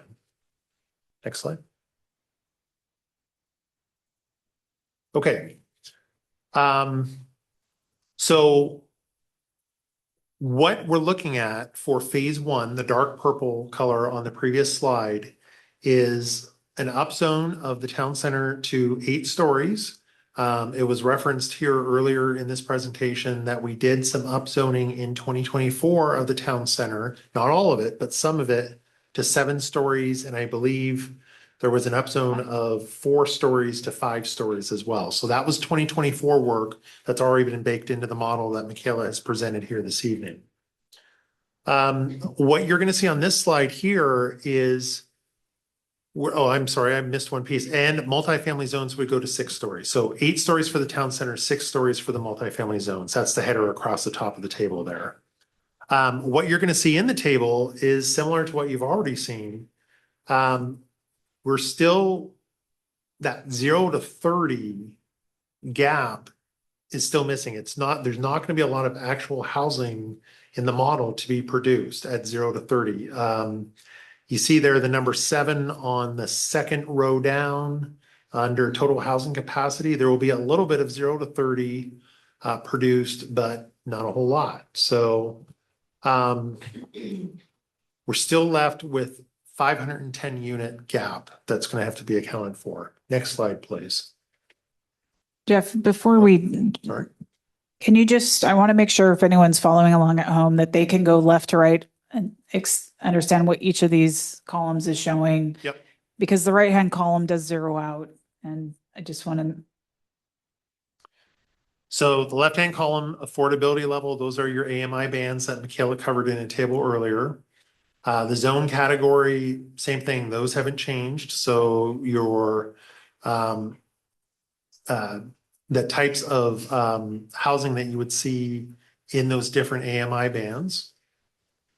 The allocated housing units, your total there is 1191. We covered that earlier as well. The 3164 total housing capacity, that gets us to the revised capacity based on the analysis. So that number was shown earlier. And then the Mercer Island capacity, surplus or deficit, that's going to show whether we have a surplus by AMI band or a deficit in housing units. And again, those 2 red numbers, the 178 and the 332, are in our 0 to 30% AMI category or bands. And then the final column on the right-hand side, units requiring new subsidies or incentives. That is, again, the 0 to 30, what those adequate provisions that we're going to need to develop, the help that's going to be needed to produce those units. So what this is starting to tell us is that like fee and lieu program, correct me if I'm wrong, is going to be directing funds to the 30% and under housing need almost exclusively, likely. Just some things we're starting to see as we do this analysis. Exactly. Okay, let's move forward from that. And Michaela's going to cover the next 2 slides and then we'll wrap it up. Great. So some of the takeaways from that table that we just saw, if we break out town center and the multifamily zones, the capacity there is estimated at 1,698 units. And so you see that total capacity increased from 2133 to the 3,164 on the previous slide. We find that the additional capacity from this upzone eliminates the need for adequate measures to serve affordability levels greater than 30% of AMI. So now we're concentrating all that need for adequate measures in the 30% and below. We also looked at what an internally subsidized housing capacity could look like based on a 10% inclusionary program. We assumed affordability levels consistent with your current incentive zoning program. They're in line with what we're seeing other inclusionary programs looking like regionally. Assuming 100% performance, meaning developers opt to build the unit within the structure, we estimate that could produce 171 units. But those would all serve the 30 to 80% of AMI levels. So alternatively, we looked at what payment only would look like. So that's an in lieu fee program. And if through an inclusionary zoning program and an in lieu fee, there was 100% payment, we estimate in lieu fees could total 30.7 million applied to that phase 1 sub area. So the upzone town center and multifamily zones. We assume $25 per gross square foot in lieu fee. This is, we made that assumption based on a review of other inclusionary zoning programs in lieu fees within the region, and assuming average unit size of 1,060 square feet. So that's also based on the types of housing developed in Mercer Island. Based on that, if we think about that idea of leverage again, that 30.7 million could support the direct delivery of 170 to 200 units, depending on the cost of construction and some of the assumptions that we make. Next slide. So here's just a little bit of a comparison summary. So your baseline housing unit capacity, 2,133. Under this scenario, it increases to 3,164. That remaining deficit or units that require new subsidies or incentives goes from 519 to 510 units. And we also see that AMI level with remaining deficits goes from 0 to 50% to 0 to 30%. With that increased capacity, we see a slight decrease in the direct delivery total cost. So this is a set of assumptions to give you one number, but this is obviously a range like we discussed in previous slides. But under scenario one, total cost of direct delivery for those 510 units is around 275 million. We estimate about 31 million in potential in lieu fees. Leveraging that would be around 102 million or approximately 190 units, meaning that there's about 320 units under these set of assumptions that require additional adequate provision beyond that in lieu fee funding.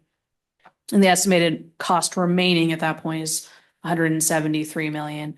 This is, like I said, this is under a set of assumptions to be able to provide you with a magnitude idea here.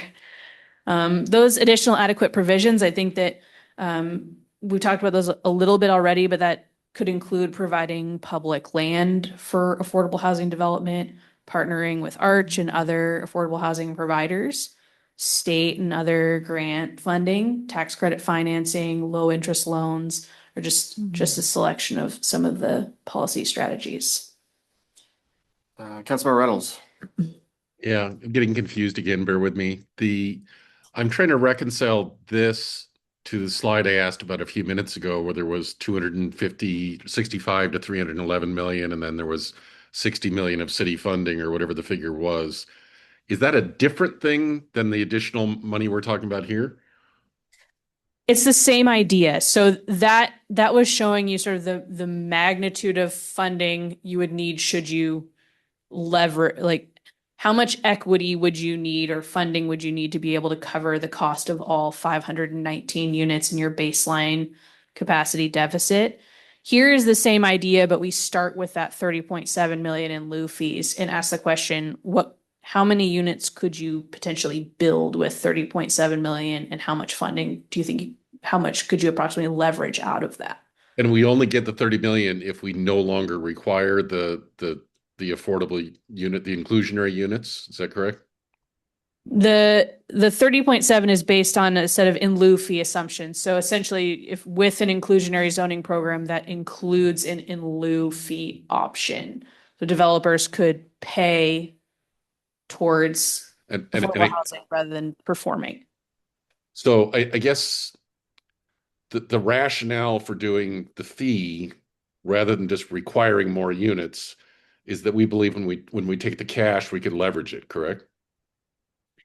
And address units under 30%, because we've now shown a couple different ways that they're not being produced by inclusionary zoning and traditional strategies. So we're going to need cash and partnerships and all the other list of things we've been rattling off to close that gap.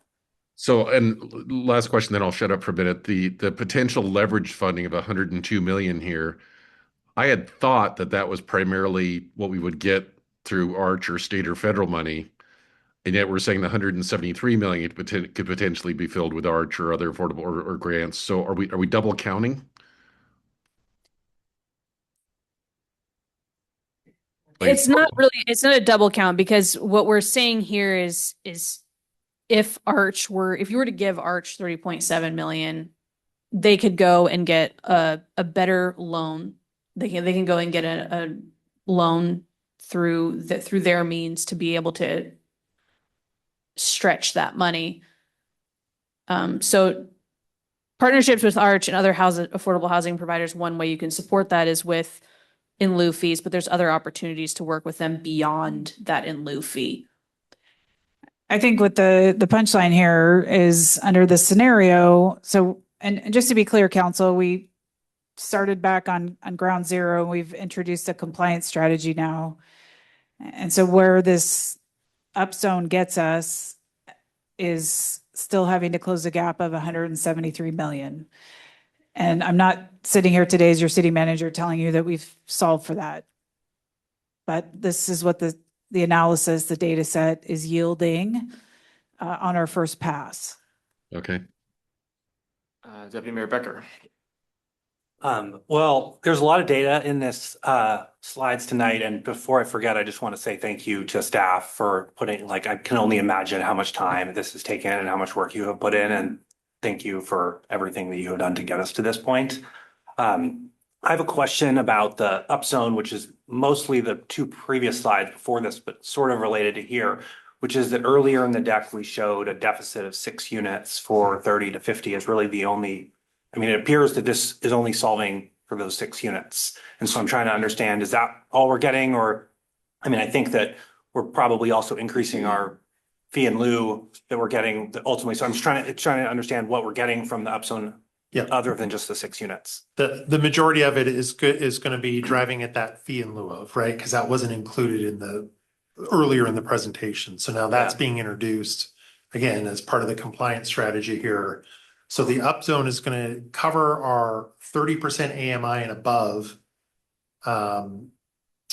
needs for affordable housing, but then it's also going to start generating the fee in lieu of as well. Okay. Yeah.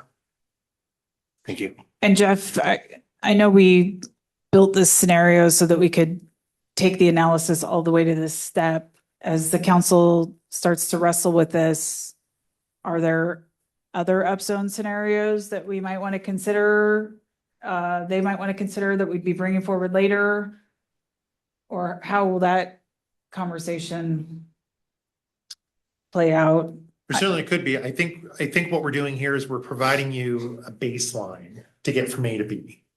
And if there's spot discussions, not spot zoning, because that would be illegal, but if there's specific discussions that come up on this journey here over the next number of months that there's opportunities to discuss, we'll certainly do that. So, okay. Thank you. Remember. So the 30 million that is projected to potentially be collected on the fee in lieu leveraged to 100 adding 102 to that, I presume, when you say leverage, that we'd be able to get 102 more approximately. I presume the money that is raised by that, we're saying we would turn around and build 0 to 30 AMI units on the island. And presumably those units would also be built in this town center area. Am I assuming correctly that you subtracted that out of the units that would be generating fee in lieu in the first place? Because 190 units is a pretty large area. It's a block, at least. And I presume that would therefore be land that we'd be purchasing and building the 0 to 30 AMI units on. So I presume that block was subtracted out when you were calculating the 30 million. yeah, just have a question. Yeah, I do. We did not. So this is, I mean, these are very broad assumptions that we're making here, right? So we could go more in depth with the analysis to really understand the interaction between the direct delivery of affordable housing and the potential for in lieu fees. But what we've done here is basically say, what's the maximum potential in lieu fees that you could get? Yep. And how many units would that look like, agnostic of where they might go? Okay, thank you. Second question, if I may. I remember on the the distribution chart you were showing us before, comparing the high rise, low rise, mid rise, I remember the high rise being kind of an outlier in that it doesn't contribute as much to affordable housing. One thing that comes to mind is that it does create higher cost units, which if fee and lieu were applied to something that is a high-rise area, that we would get more yield from the fee and lieu of such an area, such that if we had a block or two that was high-rise in the town center area, I'm wondering whether that would significantly alter the calculus of the amount of fee and lieu, or would it still kind of be a rounding error in terms of our overall ability to raise fee and lieu money? I think one of the things that we could probably come back with, Jeff, tell me if you agree with this, is once you get to a certain height, you've got to go up even more to make it pencil out because the construction costs rise so much. Mm-hmm. And I think before we can really have that discussion, I think we need to understand where that sweet spot is. Like, Yeah. what height would we need to go to make that high-rise construction feasible on Mercer Island? And I think we have the right consultants to help us answer that question, but we're probably not prepared to do it tonight. But what you just mentioned is what we've been talking about behind the scenes is, while high-rise isn't directly delivering affordable housing, there is a potential that it could deliver a significant amount of fee and lieu to close the other gap. Thanks. Yeah. We can talk about that a little bit. Yeah, go ahead. Councilmember Weinberg, I think, from what we've looked at so far, and we've talked with our building official about construction materials and generally speaking about costs, we'd probably be looking at going to a height that would put us, in terms of number of stories, into the teens, perhaps. Up from there, it's your 9 to 12 or 13 is a little bit perhaps of a dead zone in terms of feasibility. So you end up going from 7, 8, and then you make that jump. Mm-hmm. That is getting into a brand new conversation with the council and the community. Understood. Yeah, that comes with its own sets of pros and cons, I suppose. Yeah.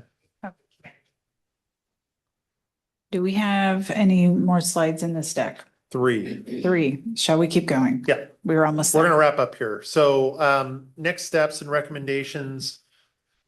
Next steps, assuming that we end tonight's session generally in alliance with the recommendations that are in the packet with the agenda bill. We schedule a community information session looking probably right around the end of February or beginning of March. We'd open up the public feedback period on the draft station area planning boundary that we've discussed here tonight. And we would come back at your March 17th meeting to again deliver the results of the public feedback that we received. And then look on March 17th for the council to lock in a boundary so that we can complete the rest of this compliance work. Very quickly, beyond March 17th, we'll be back to council a couple more times, I expect. And we'll be adding some refinement to the overall compliance strategy to talk with you about and get your direction on. Planning Commission will have to do their body of work for this, which is legislative review and a public hearing, at least one public hearing. And then as part of the legislative process, we'll be back to council in June and July, let's say, for final review and adoption of the different comprehensive plan amendments and development code amendments that will need to take place. As Kim reminds us frequently, our growth board order deadline is July 31st. And then we currently have a date of September 15th, I believe, is hidden behind the caption, with reappearing in front of the board to explain our work that the city has done to comply with the order. Next slide. which is simply the recommendations that are included at the end of your agenda bill in your packet. So recommendation number one, I'm not going to read the whole thing, but it's to essentially pursue scenario one, as we've discussed here this evening, where the upzones in the town center multifamily zones would result in capacity increases. And then implementation of the TOD would be pursued in a timely fashion for 2029 at a later date. Recommendation number two is to get moving with the public feedback period and come back to you on March 17th to report out. That, Mayor, turn it over to you. Okay, so council, there's a couple of motions before us. Is there a motion to direct staff to pursue compliance with the GMHB order under scenario one as described within the agenda bill, whereby upzones and resulting development capacity increases will be limited at this time to the existing town center and adjacent multifamily zones. Implementation of the TOD bill will be pursued as a second phase of work. So moved. Second. It's moved by Councilmember Reynolds and seconded by Deputy Mayor Becker. Any discussion? Please call the roll. Thank you, Mayor. Councilmember Weicker, Aye. Deputy Mayor Becker, Aye. Councilmember Shea, Aye. Councilmember Anderall, Aye.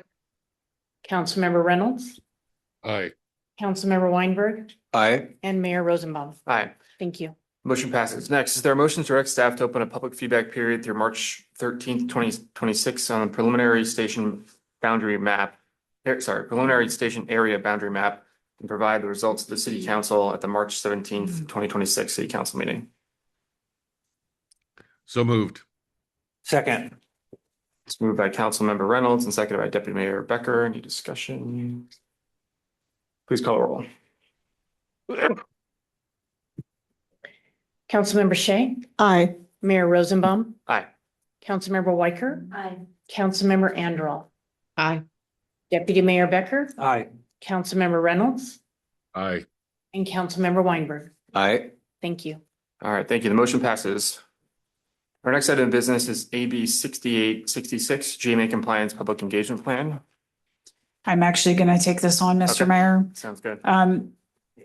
Given the hour and the very dense material we just went through, I'm going to skip over a PowerPoint and just mention that when we were in front of you at the January 16th planning session, you directed us to come back and prepare a public engagement plan. At the time, we were actually talking about, as staff, accelerating compliance with the TOD bill.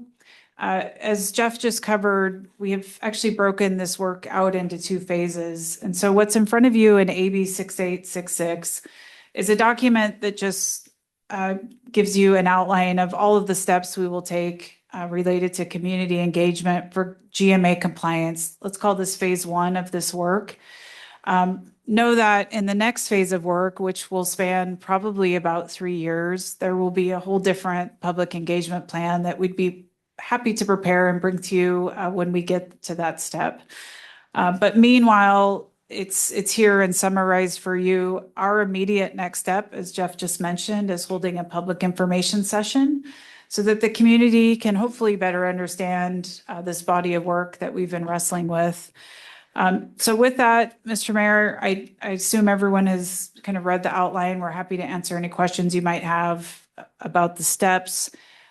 Just noting that this will be in front of you at least once a month, if not more often, as we get towards July. And the Planning Commission will also be holding a number of meetings and hearings on the material as well.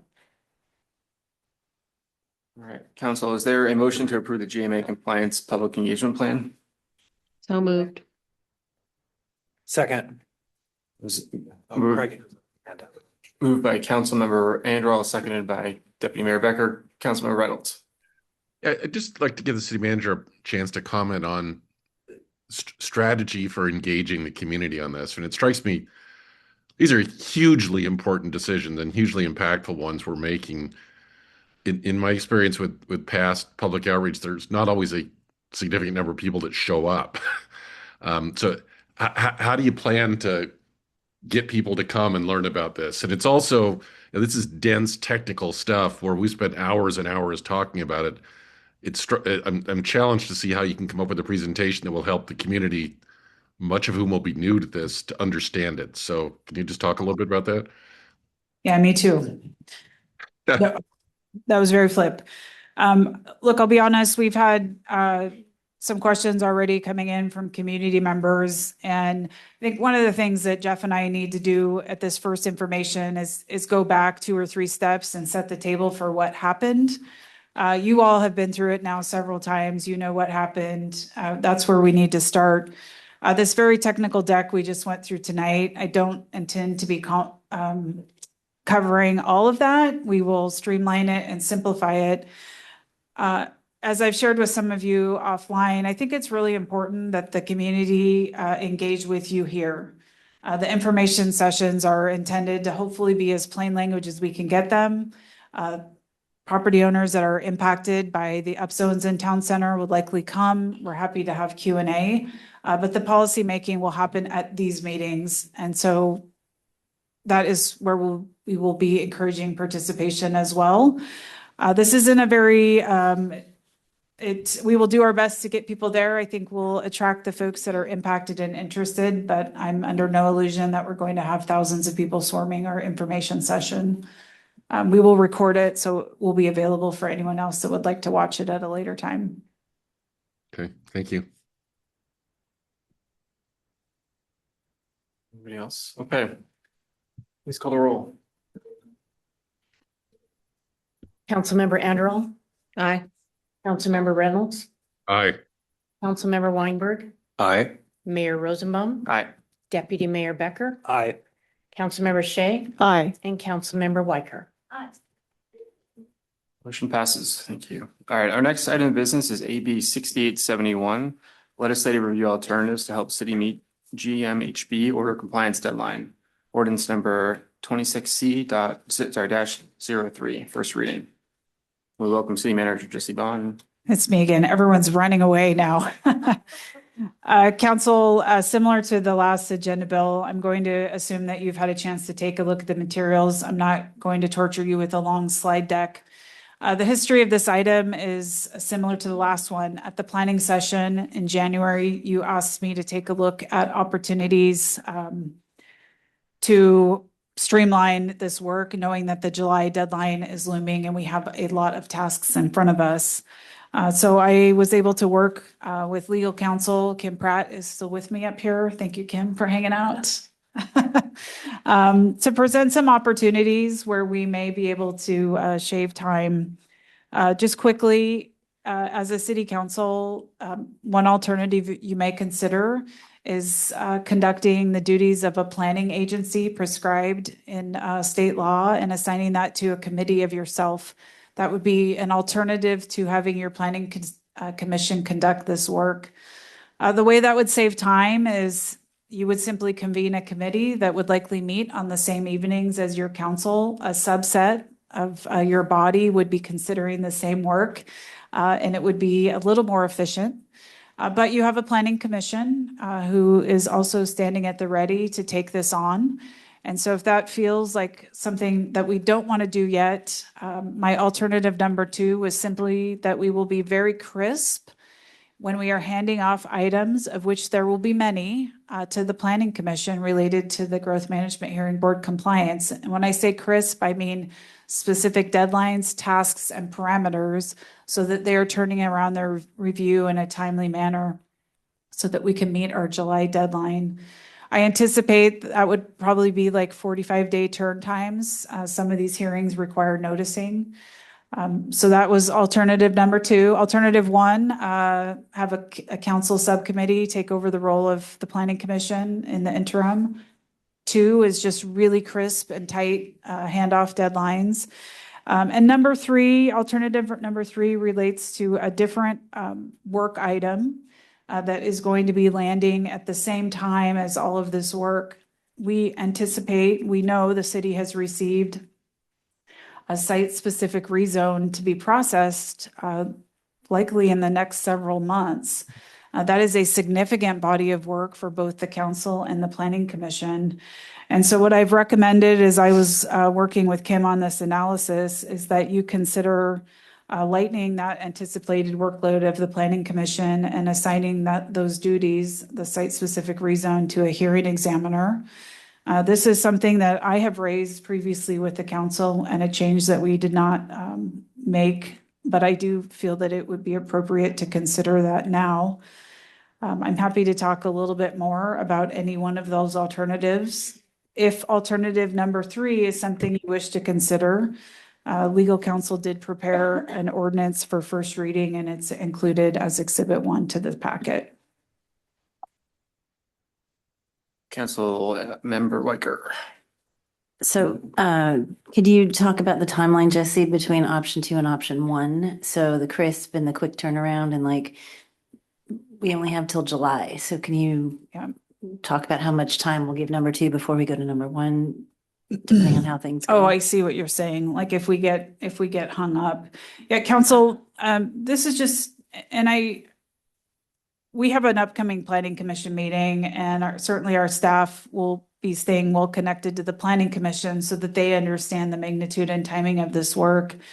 I would expect that turn times are being met and that we're able to process the work timely based on your handoff directions. If we are running into problems, I'm not sure what those would be just yet, but if we can't get the material processed, I would be coming back to you and letting you know this, we have a problem of some sort, and then we can talk about solving it then. Kim is here tonight. She is the attorney representing us in front of the hearings board. There may be an opportunity to ask for an extension, but that extension, it may or may not be granted. It is not a guaranteed. And my position is that to get an extension of the work, we have to demonstrate that we have made meaningful progress. And part of the reason in that earlier agenda item, we were being very clear, like, you have a decision to make on March 17th around a station area boundary. We need you to make that so that we can continue the cascade of work, because turning around right away in April, you're going to have immediate policy decisions to make that will then be handed off to the planning commission to do their review. So it's all of us, staff meeting our deadlines, council meeting your deadlines, and planning commission meeting your deadlines. Follow up. So if it's May, mid-May, going into June, and we're running behind, and we have to add more meetings or try a different process, like, I'm worried about July, honestly. I'm worried about July too. I will say, and another of my staff mentioned this earlier, I feel about 50-50 that July is reasonable at this point. Council, and for the record, we started working on this last fall. Much of the work hasn't come to you yet because we were working on this monstrous data set behind the scenes all the way through the end of 2025 and into early January. We have just now gotten to the data set, and we're starting to talk about the policies that now need to be implemented. I can tell you that we are all working in good faith right now. I have been sitting with all of you, meeting after meeting. You all are doing a great job keeping this moving. We have a record here that demonstrates we are working in good faith to comply. If it becomes unreachable to hit the July 31st deadline, we will ask Kim to pursue an extension. I just want to be very clear, otherwise she's going to throw an elbow at me right now. It is not guaranteed. And so we're going to do everything we can to get to July 31st. We may have something that interferes with that, like, something that needs to be reanalyzed, something legitimate, but let us not make just intentional delays part of that. That was a very long answer. Sorry about that. Okay, would anyone like to make a motion?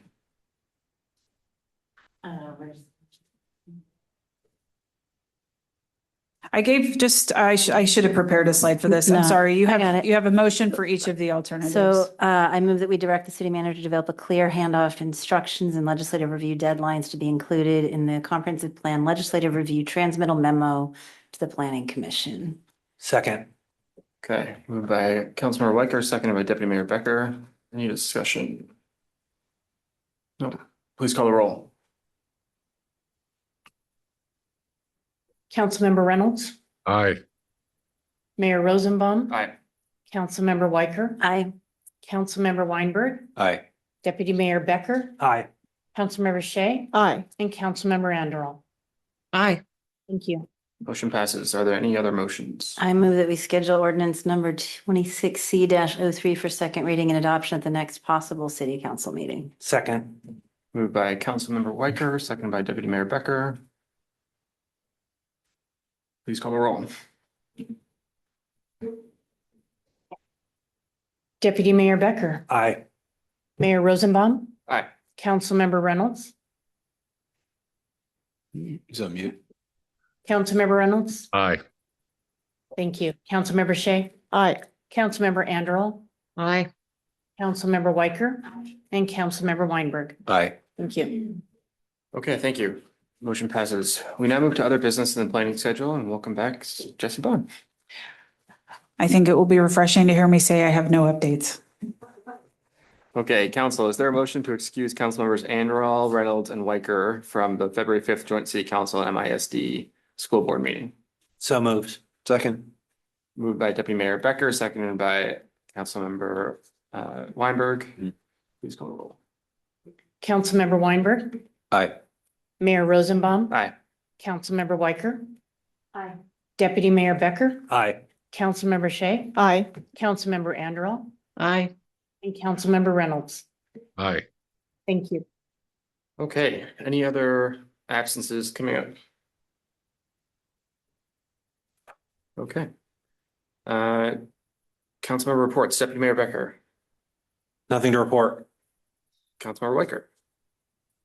Pick had a meeting. Julie was there as an alternate. Thank you for being there. It was mostly preview of coming attractions and rules for engagement. And the Renton Airport Advisory Committee met, I think it was last Tuesday, and they're doing great work about trying to minimize noise and traffic impact by going over the East Channel. Unless they can't see, there's an IVR technology for pilots that they have to, whatever their operations are, it's keeping them safe and it's keeping the area safe. And finally, there might sometimes be noise in the middle of the night because they're doing emergency operations for people who need life support. So those two events were very interesting. Okay, Councilmember Weinberg. So the East Side Transportation Partnership held its monthly meeting last Friday. Metro announced the deployment of several new electric buses as well as its new pay by credit card option just in time for the World Cup this summer. Sound Transit announced that it would be running simulated service on the 2 line all the way from Redmond to Linwood, including the Cross Lake segment, running every 8 minutes without picking up passengers yet. We're just making sure that it deals with all of the traffic. They also announced their plans to break ground on the 3 line going to Kenmore and Bothell later this year. Robin Koski from she's the Director of Government Relations for the Puget Sound Regional Council, gave us a rundown of the transportation-related legislative bills, including continued funding for bridge maintenance and new ferries. And the ETP meeting wrapped up with WashDOT's climate operations lead, Chelsea Buchanan, who walked us through her 2-year plan to pull together a statewide transportation resilience improvement plan. And it includes a climate impact vulnerability analysis for a wide variety of assets, roads, bridges, buildings, airports, railroads, and ferries. And it also attempts to prioritize transportation investments using a long list of factors. And my next open lunch is going to be at 12 p.m. this Saturday, the 21st, at Sushi Joa Restaurant. The address is 2717 78th Avenue Southeast. As always, everyone's welcome. It's an open agenda, news, sports, weather, humor, things about city business or legislature, whatever you like.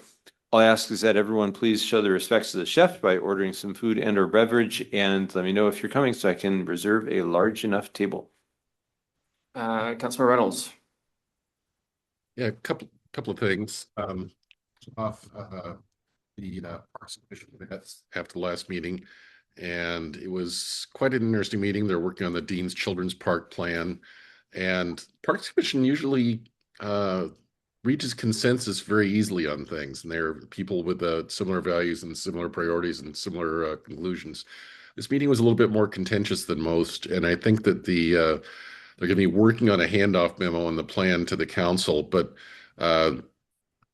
writing a handoff memo that everybody agrees on will be challenging. So we may have an interesting discussion ourselves about that coming up. Also want to just mention, we've been seeing some ICE activity in the area. Wanted to encourage everybody in the community to be safe and watch out for each other. And I went back and looked today at our June 9th, I'm not sure if it was 2020 or 2021, I can't recall now, proclamation of a renewed commitment to diversity, equity, and inclusion. I just wanted to read part of it because I think it's very relevant. It proclaimed our continuing commitment to be an inclusive community that rejects stigma and bias against individuals because of race, ethnicity, place of origin, physical ability, socioeconomic status, gender identity, sexual orientation, age, or religion. And we urge all members and residents of our community to treat each other with respect and work together to overcome all expressions of hate and bigotry. I think that statement is as relevant today as it's ever been, and I commend the prior council for having the wisdom to include place of origin on that list. It seems relevant now more than ever. So everybody, please be safe out there. Andrew.